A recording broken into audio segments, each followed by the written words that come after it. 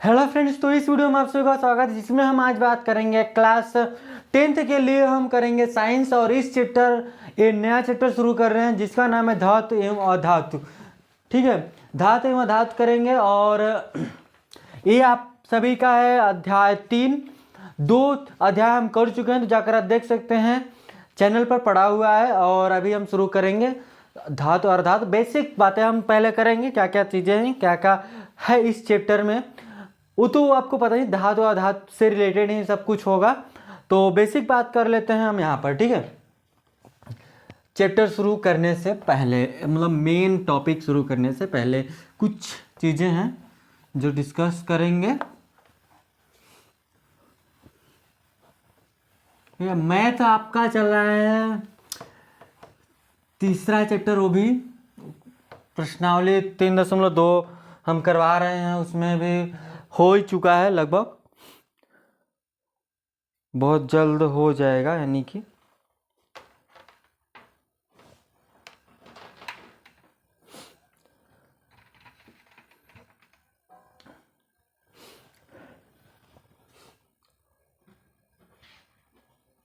लिखिए यहाँ से,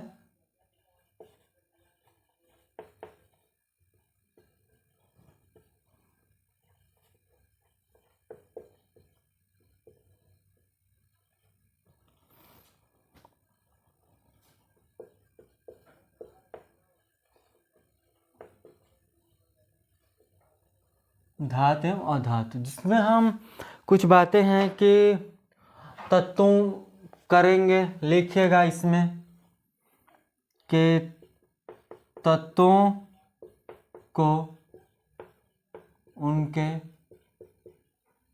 गुण धर्म, मतलब वर्गीकरण आप बोल सकते हैं, तत्वों के उनके गुण धर्मों के आधार पर धातु और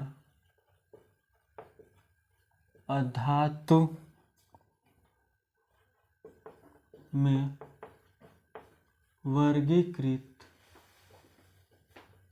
किया जाता है।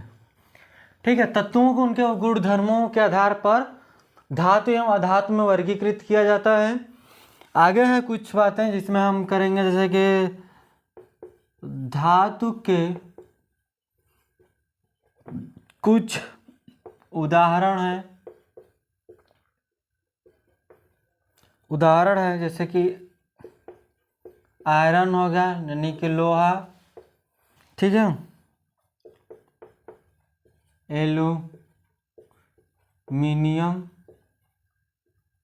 एल्यूमिनियम हो गया, एल चांदी हो गया। चांदी का क्या होता है, एजी।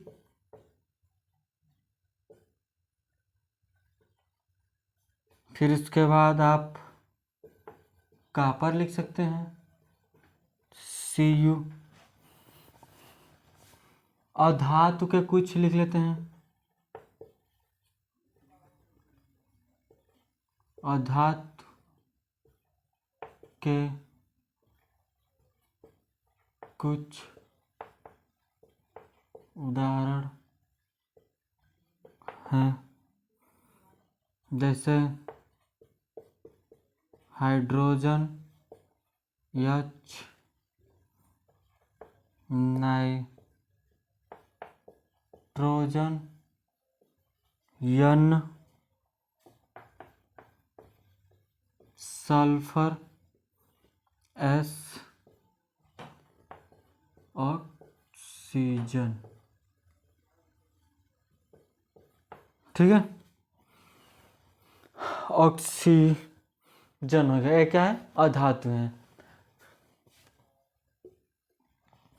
धातु और अधातु। अब बात कर लेते हैं भौतिक गुण धर्म के बारे में। क्या धातु और अधातु के भौतिक गुण उसी में हम देख लेंगे धातु किसे कहते हैं अधातु किसे कहते हैं, क्योंकि अलग अलग देखना कोई ज़रूरी नहीं है कि पहले हम धातु लिखें किसे कहते हैं उसके बारे में लिखें। तो हम एक ही में लिखेंगे सभी चीज़ों को जो आपको पूरा क्लियर होती जाएगी। ठीक है, तो पहले ये आप उतारिए फटाक से, या फिर ये जरूरी नहीं है, बस हम ऐसे लिखवा दें कि तत्वों के उनके गुणधर्मों के आधार पर धातु और अधातु में वर्गीकृत किया गया है।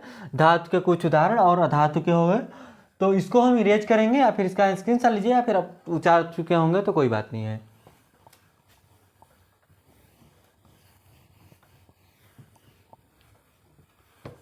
देखिए हम एक ही जगह से कितने क्वेश्चंस कवर कर रहे हैं। ठीक है, लिखते हैं भौतिक गुण धर्म, भौतिक गुणधर्म, गुणधर्म हो गया,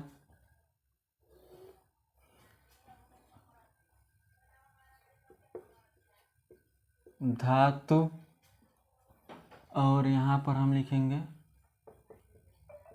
अधातु। ठीक है, पहला गुणधर्म है धात्विक चमक। अब ये धात्विक चमक है गुण, तो लिखेंगे कि जैसे धातु की सतह चमकदार होती है। धातु की सतह क्या होती है? चमकदार होती है। अधातु में अगर हम लिखेंगे तो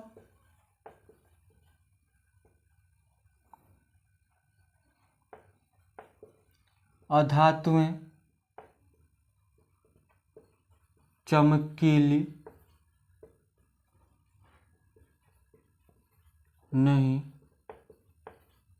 होती हैं। ठीक है, जैसे आयोडीन एचएम अधातु होने पर भी चमकीला होता है। आयोडीन ही ऐसा है जो अधातु होने पर भी चमकीला होता है। ठीक है, अगला पॉइंट हम लिखेंगे यहां से दूसरा, कठोरता। कठोरता में इसको लिखेंगे कि धातुएं सामान्यतः कठोर होती हैं। देखिए हम जो लिखवा रहे हैं ना वो आप समझिए इसका भौतिक गुण भी है। अगर आपसे पूछता है कि धातु किसे कहते हैं, धातु आप बोल सकते हैं धातु चमकीला, धातु आमतौर पर कठोर और चमकीला होता है, और आगे भी तन्य होता है, तन्यता का गुण होता है इसमें। धातुएं सामान्यतः कठोर होती हैं। ठीक है, लेकिन लिथियम और आपका सोडियम और पोटेशियम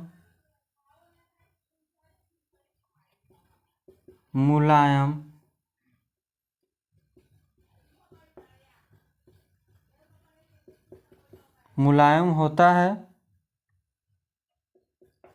और इन्हें चाकू से काटा जा सकता है।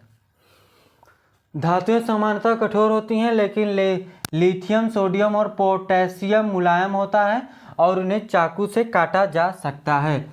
आगे हम लिखेंगे यहाँ पर ए अधिकतर कठोर नहीं होती हैं, अधिकतर कठोर नहीं होती हैं। कार्बन का एक अपरूप हीरा है जो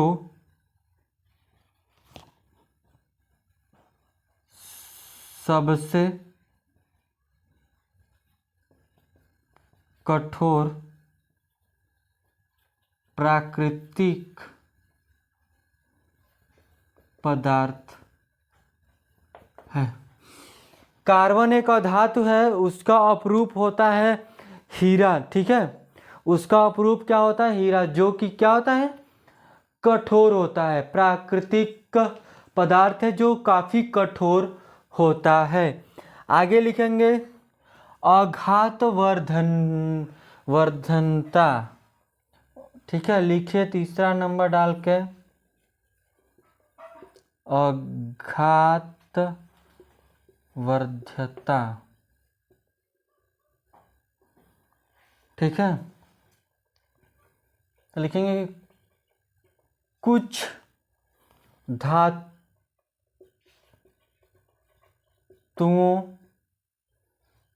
धातुओं को पीटकर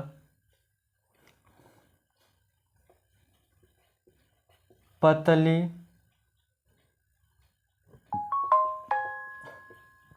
चादर के रूप में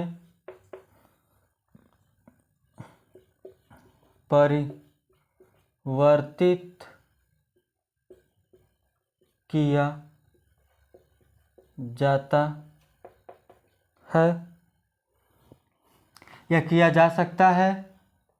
यहाँ पर लिखिएगा कि अधातुएं अघात वर्ध्य नहीं होती हैं। अधातुएं अघात वर्ध्य नहीं होती हैं, ठीक है। कुछ धातुओं को पीटकर पतली चादर बनाया जा सकता है, यानी उसमें अघात वर्धनता का गुण होता है, जिसको जैसे कि लोहे को पीट कर उसका आकार बदला जा सकता है। और ऐसे आप नहीं पीट सकते, उसको गर्म पहले किया जाता है कुछ, ठीक है। जब लाल हो जाता है फिर उसके बाद उसको पीटा जाता है तो उसका आकार चेंज होने लगता है, ठीक है। ये तो आघात वर्धनता होगा। कठोरता समझ में आया। धात्विक चमक क्या होती है ये समझ में आ गया। तो आगे बढ़ते हैं, हम इसमें तन्यता की बात करेंगे। अब तन्यता क्या होता है? जिसको खींचकर हम किसी तार के रूप में प्रयोग किसी भी धातुओं को करते हैं। तार जैसे कॉपर का तार होता है, एल्युमिनियम का, तो उसमें तन्यता का गुण होता है, इसलिए उसको तान कर बड़ा किया जाता है, ठीक है। तो लिखेंगे यहाँ पर हम चौथा नंबर पे तन्यता। तन्यता का बेसिक मतलब समझिए खींचकर, खिंचाव, ठीक है। तो लिखेंगे यहाँ पर क्या? धातुओं को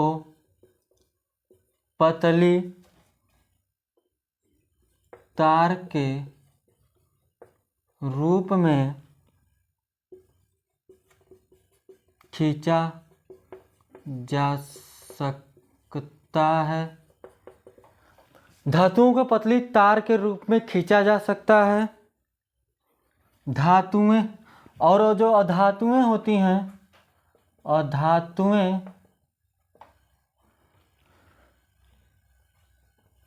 तन्य नहीं होती हैं। बेसिक बात है, ठीक है। अधातुओं को नहीं खींच सकते आप, ठीक है।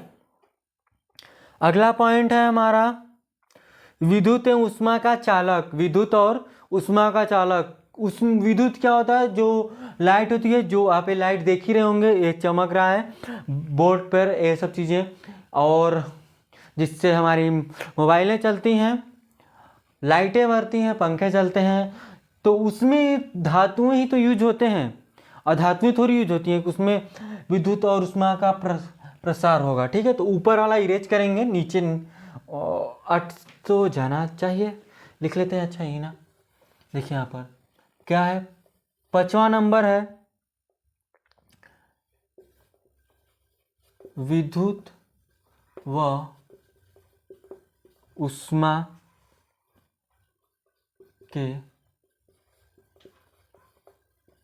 चालक, विद्युत और ऊष्मा के चालक। तो हम इसमें लिखेंगे क्या कि सामान्यतः धातुएं, लिखेंगे सामान्यतः धातुएं विद्युत की, ठीक है, विद्युत व ऊष्मा की चालक होती हैं। ठीक है, सामान्यतः धातुएं विद्युत व ऊष्मा की चालक होती हैं। ठीक है, समझ में इस समानता धातुएं ऊष्मा और विद्युत की चालक होती हैं। और जैसे कि कुछ धातुएं हैं चालक या सुचालक बोल सकते हैं। ठीक है, चालक या सुचालक बोल सकते हैं। यहाँ पर हम सु लिख लेते हैं, सुचालक होती हैं। जैसे हमारे पास इसमें भी आता है, जैसे शीशा हो गया, ठीक है, शीशा एवं मरकरी हो गया, Hg, ये क्या होती है, कुचालक होती हैं, कुचालक होती है या होते हैं। जैसे शीशा और मरकरी धातु है, लेकिन ये विद्युत का कुचालक होती है, इसमें ऊष्मा नहीं प्रवाह होते हैं। ठीक है, होते हैं, बात समझ में आ? तो आगे देखिए, इसमें हम बात करेंगे इस वाले में अधातुओं में, क्योंकि अधातुओं में भी तो बात करेंगे ना, क्योंकि धातु देख लिए, अब धातु में देख लेते हैं ऊष्मा का चालक हो रहा है या नहीं। तो लिखेंगे हम यहाँ पर सामान्यतः अधातुएं विद्युत एवं ऊष्मा की कुचालक होती हैं। ठीक है, लेकिन इसमें ग्रेफाइट जो है सुचालक होता है, लेकिन जो ग्रेफाइट है वो सुचालक होता है।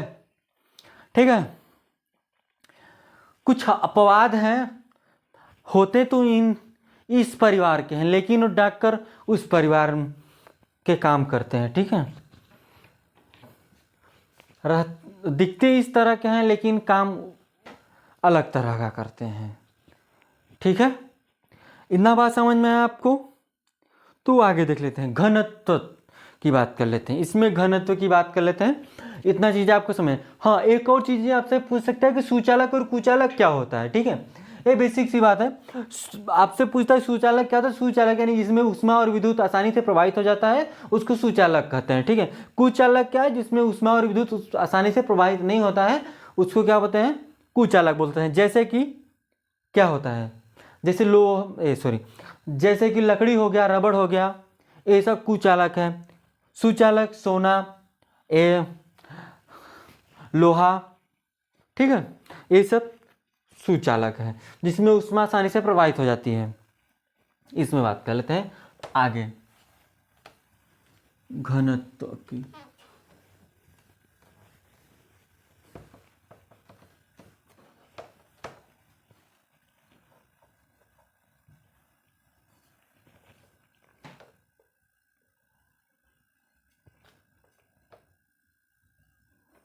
ये 5 लिखा है।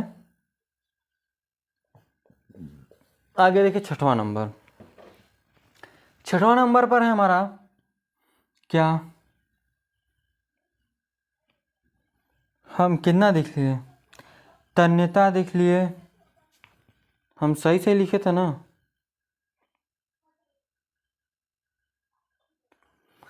छठवां में हम देख लेते हैं रूप।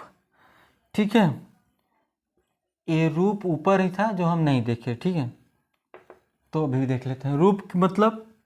रूप का मतलब होता है कि धातुएं कमरे के ताप पर ठोस होती हैं कि लिक्विड होती हैं, उसकी बात कर लेते हैं। तो धातुएं कमरे के ताप पर कठोर होती हैं, लेकिन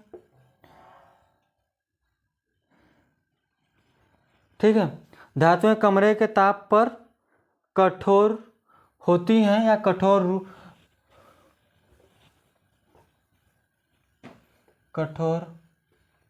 रूप में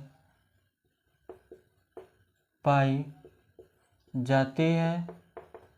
ठीक है, केवल मरकरी है जो कमरे के ताप पर, मरकरी या पारा बोलते हैं, को छोड़कर जो द्रव रूप में पाया जाता है, केवल मरकरी को छोड़कर जो द्रव रूप में पाया जाता है, मरकरी ही बस द्रव रूप में पाया जाता है। ठीक है, अधातुओं में हम बात करेंगे तो अधातुएं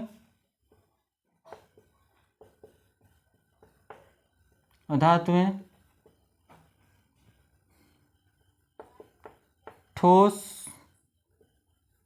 या गैसीय रूप में होती हैं। ठीक है, इसमें भी है कि केवल ब्रोमीन को छोड़कर जो तरल रूप में होती है, तरल रूप में होती है। ठीक है, धातुएं समझ में। रूप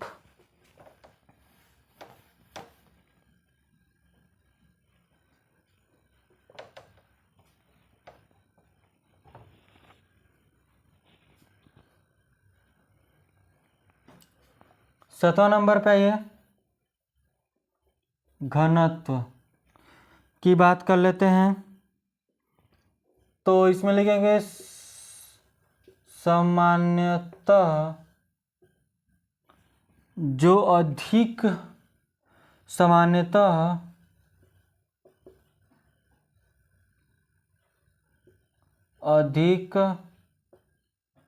घनत्व व उच्च गलनांक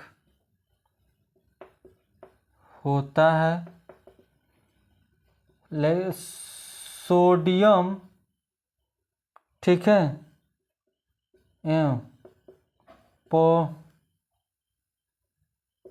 पोटेशियम, सोडियम और पोटेशियम का घनत्व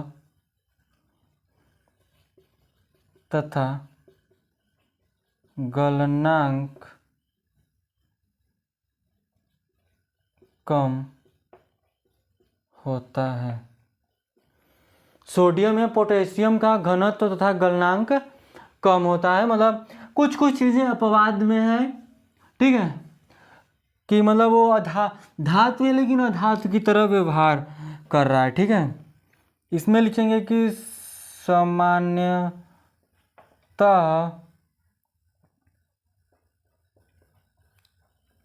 धातुओं का घनत्व वह गलनांक कम होता है। सामान्यतः धातुओं का घनत्व और गलनांक कम होता है, ठीक है। मोस्टली सभी के। आगे हम बात कर लेंगे ध्वनिक की।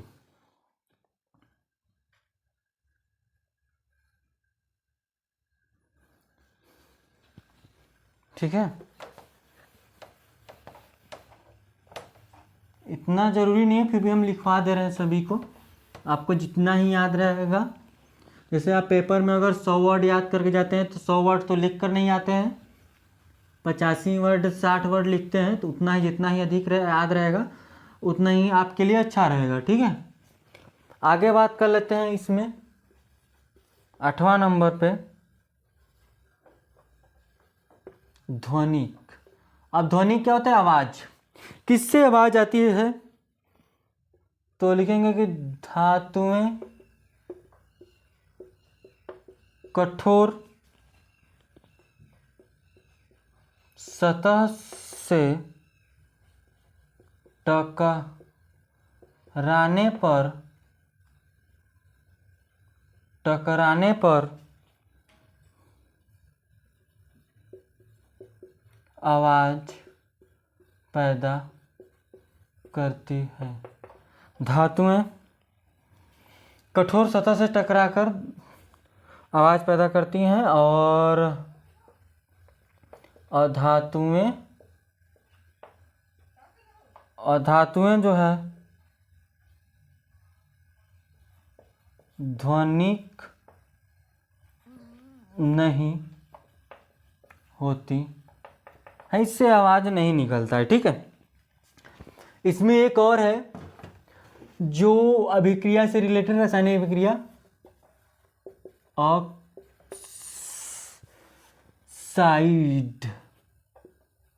क्या ऑक्साइड क्या होती है? ठीक है, ऑक्साइड की बात कर लेते हैं। तो अधिकतर लिखेंगे अधिकतर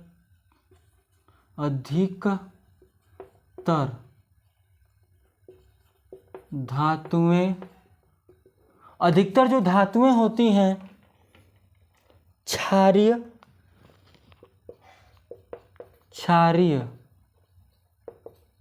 ऑक्साइड, क्षारीय ऑक्साइड बनाती हैं। जैसे आपका MgO हो गया, ठीक है, मैग्नीशियम ऑक्साइड, ठीक है, क्या मैग्नीशियम ऑक्साइड हो गया। और जो अधातुएं हैं, जो अधातुएं लिखेंगे कि अधातुएं, ठीक है, अधातुएं अम्लीय ऑक्साइड देती हैं। अम्लीय क्या? अम्लीय ऑक्साइड देती है या फिर बनाती हैं, कोई दिक्कत नहीं। जैसे कि सल्फर डाइऑक्साइड, ठीक है। इतना बात आपको समझ में आ गया। धातु और अधातुओं के भौतिक गुण तो आपको समझ में आ ही गए होंगे। अगर नहीं समझ में आए होंगे तो आप कमेंट कीजिएगा, नेक्स्ट वीडियो में हम सारा क्लियर कर लेंगे, ठीक है। ये सब चीज़ें आपको समझ में आ गया। धातुएं क्या है, धातु किसे कहते हैं, अधातु किसे कहते हैं, वो भी आपको समझ में आ गया होगा। और धातुएं चमकदार होती हैं घातवर्धनी होती है, तन्य होता है, ऑक्साइड के साथ अभिक्रिया करके क्या क्षारीय ऑक्साइड बनाती है, उसे हम धातु कहते हैं। क्या अधातु क्या है? अधातु के बारे में हमने लिख दिया, उसको आप लिख सकते हैं, कोई दिक्कत नहीं है। भौतिक गुण भी हो गया, एक तरह से धातु और अधातु किसे कहते हैं वो भी होगा। दो चीज़ें हमने क्लियर किया है। तो चलिए आज के लिए बस इतना ही रखेंगे। जो भी आपको दिक्कत समझ में आए तो नेक्स्ट वीडियो में आप क्लियर हो जाएगा आप सभी का, ठीक है। तो आप कमेंट कीजिएगा क्या क्या दिक्कत आपको समझ में आ रही है, ठीक है। तो चलिए आज के लिए बस इतना रखेंगे। धन्यवाद।